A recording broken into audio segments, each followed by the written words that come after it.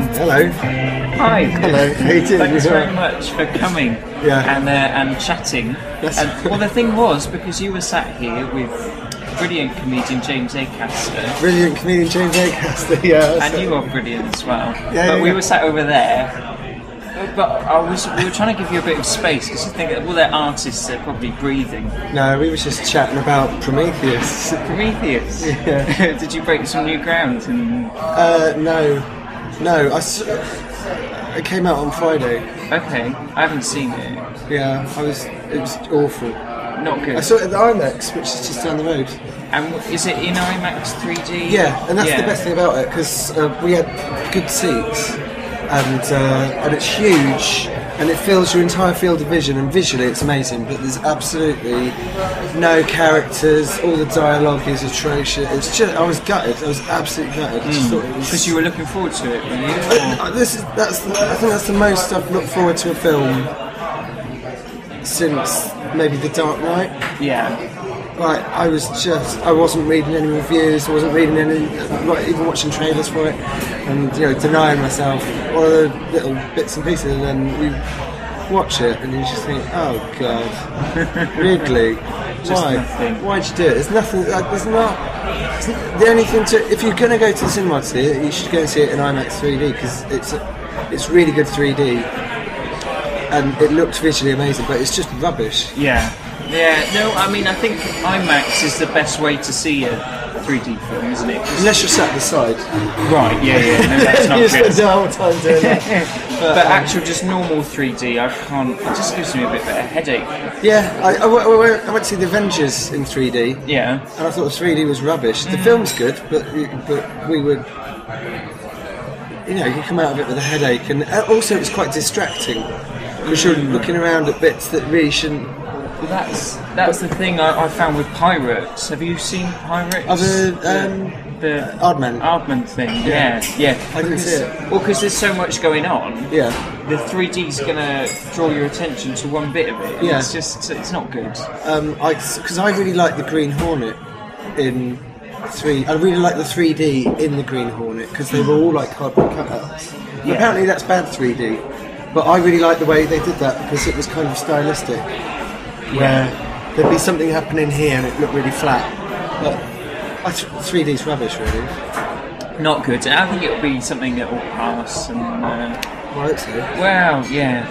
Anyway, comedy, Nick. Comedy. Well, first, I mean, you're back in Edinburgh this year. Yeah. With a new show. Yes. What's it called? I'm writing it. My show this year is called This Means War. And it's coming together quite slowly, but it is coming together. I think I'm quite excited about it. It'll be good. It's just trying to do something different from. I did a show in 2010 called Keep Hold of the Gold. Yeah. Which was quite surprising. Surprisingly, it did really well. Yeah. In terms of the fact that I went into Edinburgh and no one had really ever heard of me, and then after Edinburgh, I started doing telly and stuff like that. Right, yeah. I did Russell Howard, I think, in the November after August. 2010. That was. 2010, and then. But I'd done Edinburgh for 5 years in a row before that point, and so Keep Hold of the Gold was really going to be my last show in Edinburgh. And I was going to have a break because I just wasn't expecting anyone to come and see it, and I was just like, well, I'll do it because I want to do it and for fun. But there was no like career ladder, or there wasn't any ulterior motive to it really. It was just to do a show and have fun and do that, and it went down really well. So it totally came out of the blue. Totally out of the blue. Went so well. I was literally going to have a break. And was it because it was like a show you were really proud of? Was it? I wasn't really. Was it different to what you'd done before? Or? It was my first hour. Oh right. But it was my first hour of stand-up. But I'd written plays and things like that in the past. And I'd done mixed bills where I'd done like 20 minutes or compared or something. And I did my double acts before then. But it was my first like full hour. The year before I did sort of an hour called Bad Things Happen in Trees. But Do you want the history? You can. So, okay. So your first show in 2009, I did a show called Bad Things Happen in Trees. I was meant to do a 3-hander with 2 other comedians. Yeah. But they dropped out at the last minute. Okay. And I wasn't allowed to cancel the time slot. Right. So I had to fill an hour somehow. So I wrote about 45 minutes of poetry and music. Mm-hmm. Yeah. And then I got a guest on every day because I didn't want it to count as my first hour because I'd written it in a week. And so I had a guest on every day, and then when I started doing it at festivals after Edinburgh, I didn't bother having any guests, and it ended up ballooning to an hour or just over an hour. So when I did Keep Hold of the Gold, I just thought, right, well, if I'm going to do an hour, I've already done 45 minutes. There's no point taking a step back, so I'll just do an hour, see how that goes. So I did that, and I wrote like a whole new, like Bad Things Happen in Trees was like a collection of stuff, bits and pieces that I'd done over the years. And Keep Hold of the Gold was just brand new, everything. So I wasn't necessarily proud of it. I was more like, oh, I've done it. Yeah. But then halfway through it, I began thinking, actually, this is a good show. And then by the end of it, kind of like Daniel Kitson had come to see it, and Jimmy Carr, and it was just like, oh wow, what if you've arrived? If they like it, do you know what I mean? If they like it, then it must be amazing. You must be the best comedian. It must be the best comedian that ever lived. And so when I did Dare to Dream last year, that was really just I'll take what I kind of did with Keep Hold of the Gold and just make it bigger and more kind of, make because I do music, so I'll make it sound good, and because before I just my friend Rob played guitar in Keep Hold of the Gold, so when we did Dare to Dream, I got a keyboardist to come in and fill the sound out a bit more, and make it more like an experience. We had a smoke machine, and we had really loud music, and people were kind of it was a proper event. It was like a proper event. And when like one guy came, the best thing anyone said was they said coming out of your show was like coming out of the saw ride at Thorpe Park. And it was just like, that was brilliant. But because the previews were so difficult last year, the show ended up being really angry. So it was quite, I mean, I saw you at the Edinburgh, Richard Herring's Edinburgh Fringe podcast. You did a slot in there, and that it was very much because a lot of people there wouldn't have seen you before. So it was quite here's Nick Helm shouting, which was great. But did the whole show sort of have that feel to it? Well, the whole show is, I think, from an audience point of view, from what I understand, because I was never, I was on stage. You were there. Yeah. But from an audience point of view, I think people found it scary. Do you know, they found it quite, because it was a small room. And where was it? It was at the beside. So it's not like it's seated 80, but they're all like cramped in, and they come in, and it was dark, and it was like we filled the porta cabin full of smoke. So that when they came in, they were feeling around for their seats, and then I come out and I just literally start screaming in people's faces and attack them, and they found it. I just thought that's funny, you know, but because that's not what you pay for. You pay to be entertained, and then it's terrible entertainment. So it's the worst form of entertainment. And you force people to do audience participation, which no one likes doing anyway. But they have no choice. You did that, did you? So I did that for Dare to Dream. Yeah. And then that was kind of a difficult show to write. But because of how difficult it was to write and put together, and we had some really awful previews, and that kind of shaped. Because in Keep Hold of the Gold, I did a bit of shouting, but it was actually quite friendly and more pathetic. And Dare to Dream was just really kind of intense. Yeah. But that's because I had awful previews, and I was really frustrated. I was really frustrated because you're just there going, I can't tell from the previews whether I've got good or bad material, and now it's too late and I've got to go to Edinburgh. And this is the show. It is what it is, and I think through sheer performance, it elevated a lot of the weaker material to be in, and then it got nominated. Which was a surprise, was it? It's just everything that's ever happened to me is a surprise. It's mental. But I mean, was it a point where you were thinking, oh, I'm not sure where this show's going, and then suddenly you get this nomination? It was. I wasn't sure if it was even a good show after the first week, and then all of a sudden, we didn't even have a show until the very first performance. I had bits and pieces, and then in the car I was writing the show. Like Lincoln. We had. Like I write it's like a jigsaw puzzle. So you have I've got an opening song and I've got a closing song, and then I've got like a couple of poems and I've got some songs in the middle, and then there's got to be something that connects it. And I don't know what order it will all go in. But once I've got the material, I just sit down and I go, right, well that'll go in and that'll go in. And then, is that done like on paper or just on stage? I'll have because poems and songs are written and and scripted, and then material will be like I put an army on my arm because I want to write some material about, because I've got a show about war, so I'll write something about. I'll have an idea of something about an army, and I'll go on and I'll start talking about it, and then it will evolve over previews into a piece of material. But I don't ever write material down, but songs are really structured and poems. And they kind of have to be. But I literally didn't have a show, and then in terms of I'd pay to see that. I was embarrassed and then we did the very first preview day in Edinburgh, where I met my technician for the first time the day before. Yeah. And we had smoke, and we had a glitter ball, and we had lighting, and then an audience turned up, and it was just like, oh right, well we've got to do something. I literally just pulled the show out of my arse on the first day, but I recorded it and I watched it back, and I was like, okay, well it's a bit flabby, but that's basically what we'll do. There is something there, yeah. And then Edinburgh was, and I was really ill for the first 2 weeks in Edinburgh last year, and I thought I was old and I couldn't do the show. I couldn't do Edinburgh shows anymore. I just thought, you were past it. I was past it. I'm past my prime, and it would take me like an hour to recover from the show every day. Oh God!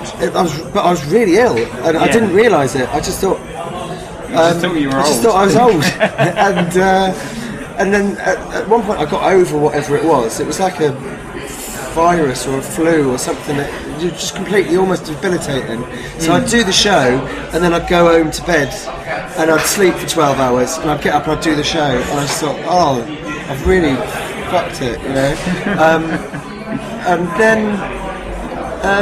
then I got better, and then I realised, I was just ill, and then all these good things happened. Everything was fine. But when we did it at the Soho Theatre in London, and we'd had a bit of distance from it, and you've had a fresh face, and I was healthy, and I knew what I was doing. When we approached the show, I just think when we did it in Soho, that was the show that I wanted to do in Edinburgh. Yeah, Edinburgh was good. It turned out Edinburgh was good. It was better than I could have hoped for. But when we did Soho, because it was less pressure as well, because you do feel pressure when people are. Well, there's the reviewers there, that you're under constant scrutiny. And we were having judges in every day. I don't like to know about reviewers or judges, but you got the impression. But you get the feeling. Like my PR lady would phone me up and she'd say, "How was the show today?" And I'd be like, "Oh, it went well," and she went, "Good." And it'd be like, "All right, well, there was definitely someone in. Definitely someone was in today." So because. It built from Keep Hold of the Gold, and it built Bad Things Happen to Trees, and then Keep Hold of the Gold, and then Death changed to this show. The aim for this show, or is it? I think it's kind of almost like I think Keep Hold of the Gold was about being broken-hearted, and I think Death's Dream was about being angry, and I think this one is called This Means War, so I suppose it will be quite angry, and that's what kind of people from last. If you're building an audience, I suppose you kind of want to give them something that they can. That you're doing the same thing, but you're changing it. Yeah. So I think this one is more about regret and missed opportunities, but I think there's going to be a lot of music in this one, and in a bigger venue. So I want to fill the stage. Yeah, you kind of, there's different demands, I suppose. If you've got a bigger stage, you need to just deliver something more. It's brilliant. You just think it's really fun because you just think, how do I want to fill the stage? What do I want? This is my hour.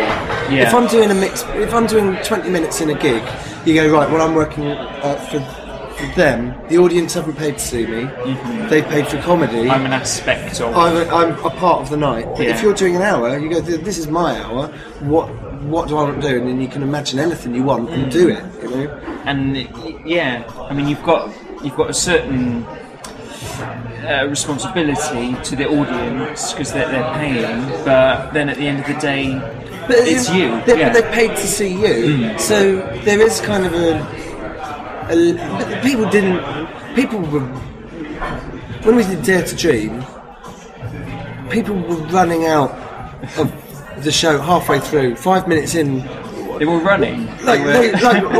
On one of the performances we did, a man within the first 5 minutes got up. He said, I can't handle this," and he ran out. And then about 10 minutes later, these kids were talking all the way through it. And when my back was turned, they ran out. And then these 3 older ladies, they ran out. And by the end of it, I didn't have a front row anymore. And it's just like, I couldn't. I mean, do you feel bad when that happens? Are you kind of...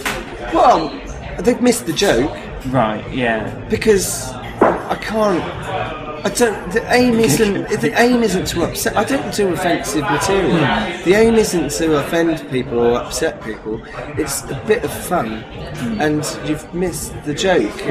But it feels amazing to have done a show that is on, under the comedy section in the Fringe guide, and it had people running out in terror. Do you know what I mean? It's like, oh, I'll put that on the CV. That's great, Yeah. But this one shouldn't be so much like that. I don't think so. I think this one's more. It's all just meant to be fun, but and it depends how it comes together. Like the tone of it can change just through the way you perform it. But I think this is because there's more people as well, and it's going to be less intense because they're less close. Well, I did that last year. I did an intense show because of the venue we're in. And this year we've got a bigger venue, so it'll be a different. Yeah. It'll be, but also within the first 3 or 4 days when you're in Edinburgh, the show, the venue kind of dictates what sort of show it's going to be. So you kind of like get into it, and then you go, all right, well I can use the venue like this, and I can run up there, and I can do. Its limitations. Yeah, and you know how to work the audience, and So there's this is like a learning period with every show that you take up, especially if you're writing a show specifically for Edinburgh and specifically for a venue. If you're writing a touring show and Edinburgh's a part of the tour, then I think that's a different experience to what I get, which is I write an hour for Edinburgh and then I can barely use it ever again, and it's just kind of I can do a week at the Soho, but it is literally, if you don't see it in Edinburgh, you're probably not going to go and see it in Luton, because that's it. I can't tour it, which is ridiculous. Like Dare to Dream, there's literally nothing. You want to write an hour and then cannibalise it for your set. Yeah. But Dare to Dream, it's just like there's nothing. It's a complete piece. Yeah, it's got a story, and it's got like a subplot. Yeah. Not like a story. It's not like a narrative piece, but there's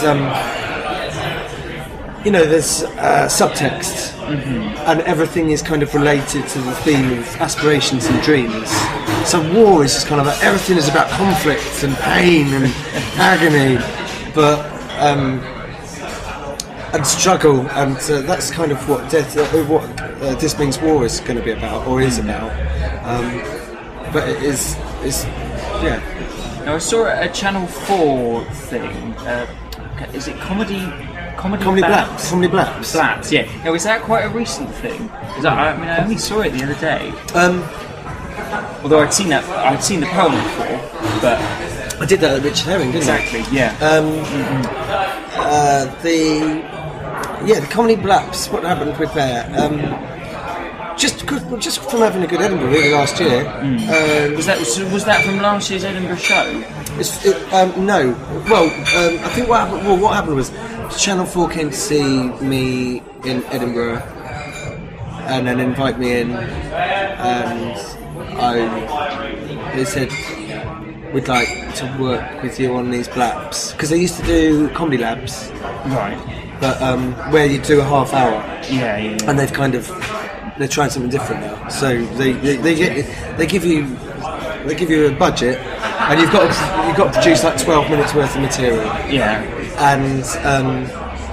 And so I decided that but Channel 4 don't produce stuff in house, so they have like outside production. So I wanted to work with Baby Carol. Yeah. Obviously, because I'm a massive Steve Coogan fan, and Henry Normal, and just. And then they say, who do you want to work with? And you go, I've always wanted to work with Baby Cow.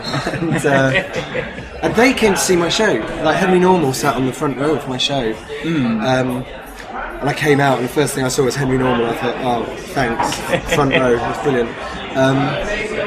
So I went in, and Baby Cow produced it, and Channel 4 did it, and I took.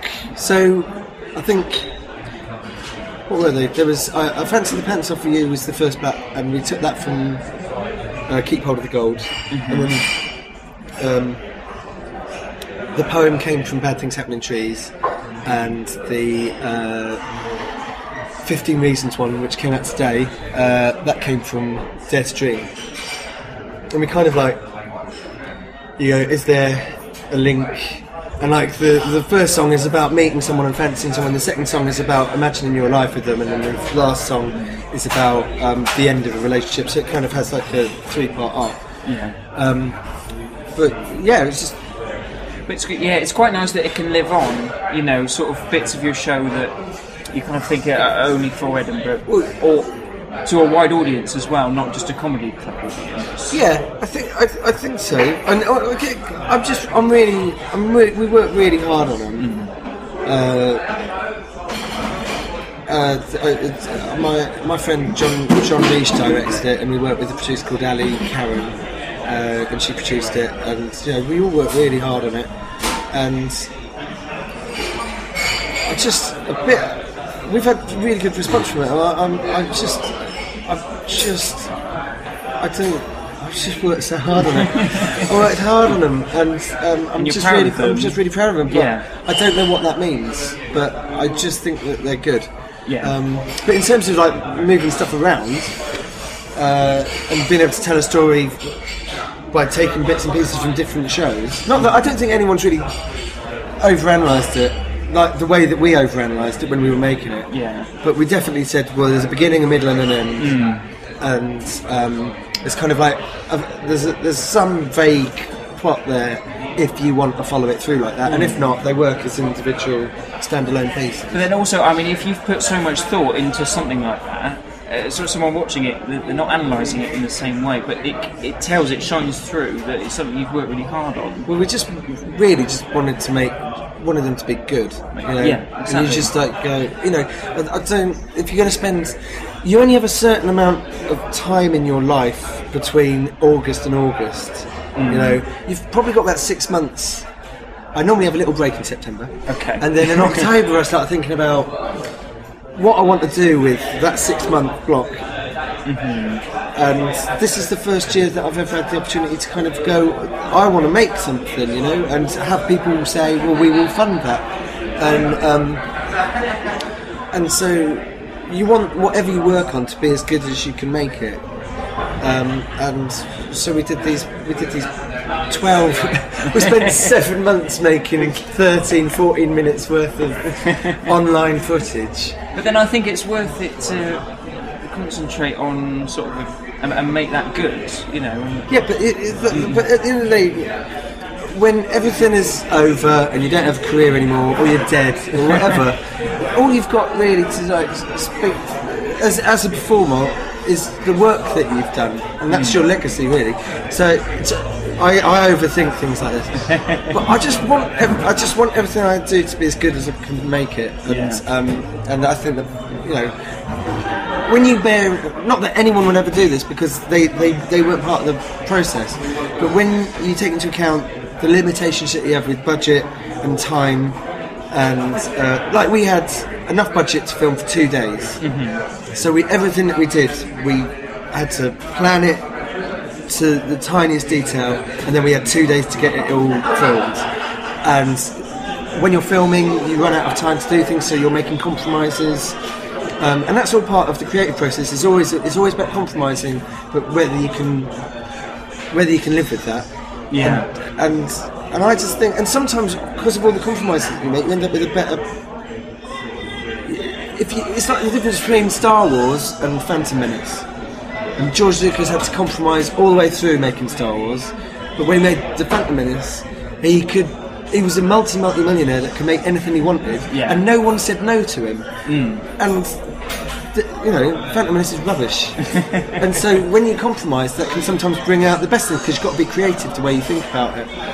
And I love that. I think that's great. No, I think that's an interesting thing. That actually a lot of creativity comes from that, finding an alternative thing. You can't do that, so you've got to do something else. So find out another way of doing it. Yeah, instead of just being let to your own devices and do something. Yeah, exactly. I had a piece of coconut matting on my chest in Dare to Dream, which had LED lights in it that said my name. Okay. Yeah, and what I originally wanted was to have it stitched into my jacket, so that I was wearing a jacket that had my name in lights on it, and it was meant to be kind of glitzy. And in the end, I didn't have enough time. My dad made this coconut matting thing with a bit of string around it, and I didn't have time to stitch it into my jacket, so I just wore it around my neck, and that ended up being a joke. Do you know what I mean? It was an accident, but it ended up being a joke, and then you get, and the show was better for it. If I'd have got what I wanted, there wouldn't have been a joke there, or there wouldn't have been as great a joke there. But because I didn't get what I wanted, I had to think my way around it and go, actually, this is better. So sometimes it's just about working with what you've got. Yeah, I mean, you can see productions that have been given too much money. Well, like Prometheus, Alien was made by Ridley Scott doing his second ever, I think it was his second film, and the producers were standing over his shoulder saying, "You haven't got time to do that. You haven't got time to do that," and it was horrific for him. And Alien is, it's just it's a masterpiece. But it's built on the pressure. Yeah, and Prometheus was Ridley Scott going, "Oh, I'm producing it this time, and I'm going to do whatever I want to do." And you just go, if no one is there to say no to you, and if no one is there to make you rethink what you're doing, and it's just you and you've got free reign, then it's not necessarily going to be better or worse, but it's going to be a different product, and it's good. It's good. I mean, especially when it's a team effort like the Glaps were, and there's conflicts within that, and you're making compromises, and you're saying, right, well, if we can't do that, can we do this? And it's a discussion. It's a discussion. It's a different, and you're all kind of trying to make something good, but. So I think that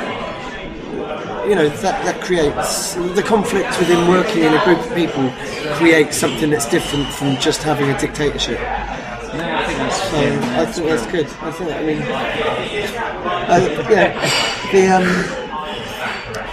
that's what I mean. But then when you do an Edinburgh show, I bet Edinburgh shows are always about compromise. I want to do this. I want to do this. I want to do this. Because you've got your space, haven't you? You've been given your space. Yeah. You've got a budget. Well, you don't have a budget. I mean, for Edinburgh, the budget is what you can afford. The budget is literally what you can pay out of your pocket. What you're not losing. Yeah, exactly. What you can afford to lose. Yeah. So it's just kind of. And then all the compromise is just trying to get as close to what you've got in your head on stage. And it's exciting. Yeah. Brilliant, Nick. Thank you so much. Yes. No, thank you. It's lovely to meet you. Nice to meet you too.